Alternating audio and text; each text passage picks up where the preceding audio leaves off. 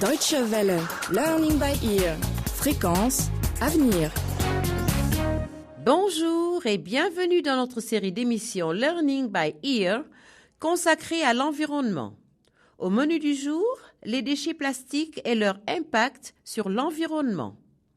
Dans le feuilleton radiophonique qui suit, nous découvrirons les dangers causés par ces déchets pour la vie marine et comment la pollution détruit les écosystèmes aquatiques.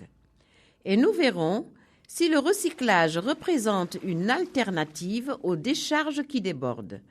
Pour terminer, des infos complémentaires dans notre rubrique « Le saviez-vous » ?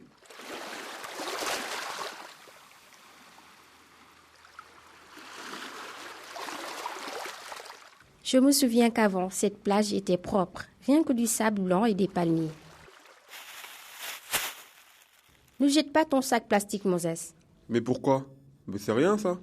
Regarde un peu dans quel état est la plage. C'est dégoûtant.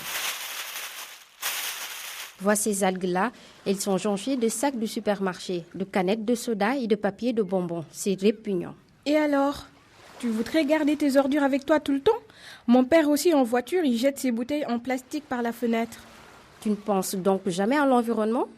Je n'ai pas envie de me coltiner mes déchets toute la journée. Et puis, c'est bien pratique de les jeter n'importe où.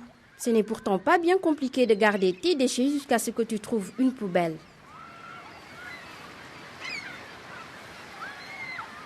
Tu crois vraiment que ces touristes ont fait tout ce chemin pour s'allonger sur une plage parsemée d'ordures ? Non, ils sont venus pour profiter de notre magnifique milieu naturel, rester authentique. C'est vrai, ça fait sale avec toutes ces ordures. Et alors quoi ? Ça fait sale, mais ça n'a jamais fait de mal à personne. Ah, suivez-moi, je voudrais vous présenter mon grand frère John. Il est pêcheur là-bas tout au bout de la plage. Salut John. Bonjour. Parle-leur de la tortue que tu as trouvée, John. Nous avons pêché toute la journée. Et quand nous sommes retournés à la plage, nous avons vu une tortue qui flottait à la surface. On s'est approché et là, j'ai remarqué qu'il y avait du plastique blanc qui dépassait de sa bouche. Tu veux dire que la tortue en avait mangé ? Elle a essayé, mais le plastique a dû l'étouffer. Et l'a asphyxiée. Elle est morte ? Les tortues peuvent confondre les sacs plastiques avec les méduses. Et les tortues en sont très friandes. Mais il n'y a pas tant de sacs plastiques que ça dans la mer. Si, malheureusement. Le plastique est très léger et il est facilement porté vers le large. Et le pire, c'est qu'il n'est pas biodégradable. Ça veut dire quoi, biodégradable ? Ça veut dire que le plastique ne se décompose pas grâce aux organismes vivants. Si tu jettes un morceau de plastique, il ne disparaîtra jamais. C'est pour ça qu'il y a autant de sacs plastiques dans les buissons et dans les champs ? Oui, c'est pour ça.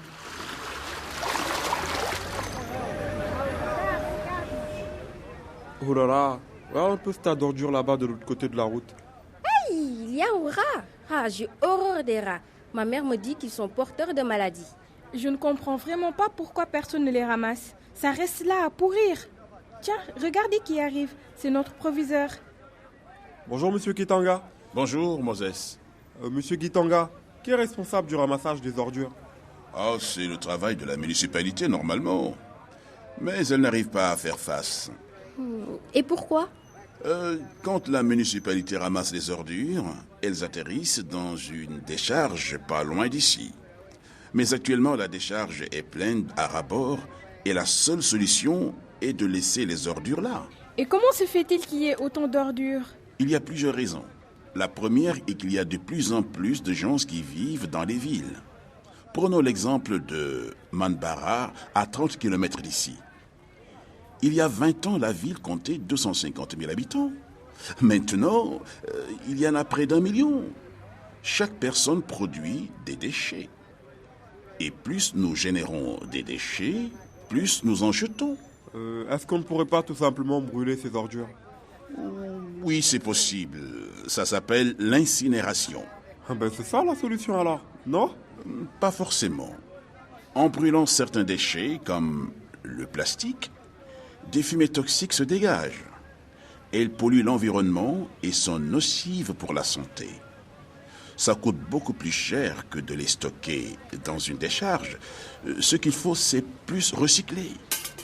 Regardez la canette que ce commerçant vient de jeter dans la rue. Elle est certainement composée d'aluminium qui est facilement recyclable. On pourrait en faire du papier aluminium. Et pour ça, le gouvernement doit investir dans des usines de recyclage. Est-ce qu'on pourrait faire quelque chose pour changer tout ça? Bien sûr, le recyclage, ça commence à la maison. On peut recycler les matières végétales et les restes de nourriture pour en faire du compost. Ça signifierait jeter moins. Il faudrait aussi réutiliser les sacs en plastique au lieu de les jeter à chaque fois. Ah. Je vais vous montrer d'autres déchets et vous expliquer leur dangerosité. Regardez la couleur de cette eau. Mon frère m'a raconté qu'il venait pêcher ici avant. Et maintenant, il n'y a plus aucun poisson dans la rivière. Ben comment ça se fait? Parce que l'eau est beaucoup trop polluée. Il n'y a pas de vie possible ici. Regarde comme l'eau est noire. Vous voyez ces usines là-bas? Dans celles qui recrachent de la fumée noire, ils prennent l'eau de la rivière et au même moment, ils rejettent une eau qui est souillée par des produits chimiques. Mais alors, ils détruisent l'environnement? Oui, c'est exactement ce que sont en train de faire. J'ai compris pourquoi il faut lutter contre la pollution. C'est parce que nous sommes tous dépendants de l'environnement. En détruisant l'environnement, nous portons aussi atteinte à la qualité de notre propre existence. Vous avez tout compris. Did you know? Wussten Sie schon? Unajua kwamba? Le saviez-vous? Saviez-vous que chaque année, plus de 100 millions de tonnes de plastique dans le monde sont produites, ce qui équivaut à 120 milliards de sacs plastiques, 20 fois plus qu'il y a 50 ans. Nous utilisons tous du plastique, que ce soit le sac du supermarché, une bouteille d'eau ou un stylo à billes. Or, le traitement des déchets plastiques entraîne un coût environnemental en constante augmentation.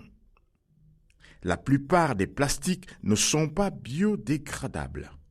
Et combien d'entre nous se sont déjà demandé ce qui advient de ce plastique une fois jeté?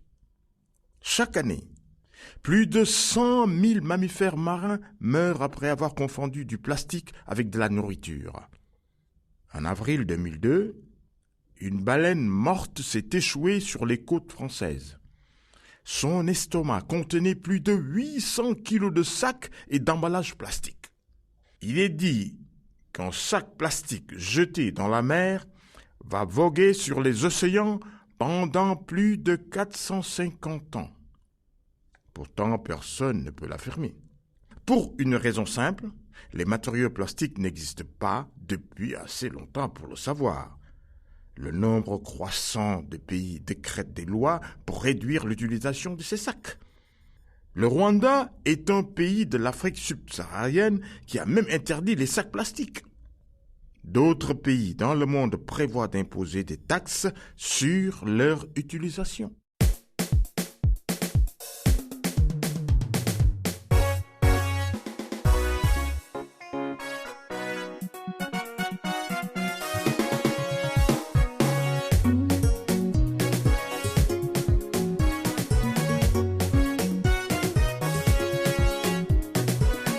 Learning by Ear, spécial environnement consacré au problème des déchets, touche à sa fin. N'oubliez pas qu'en réutilisant vos sacs ou poubelles plastiques et en produisant du compost à partir des déchets végétaux, vous pouvez changer les choses. Et si vous souhaitez réécouter ce programme ou le faire connaître à vos amis, visitez notre site internet www.dw-world.de/lbe.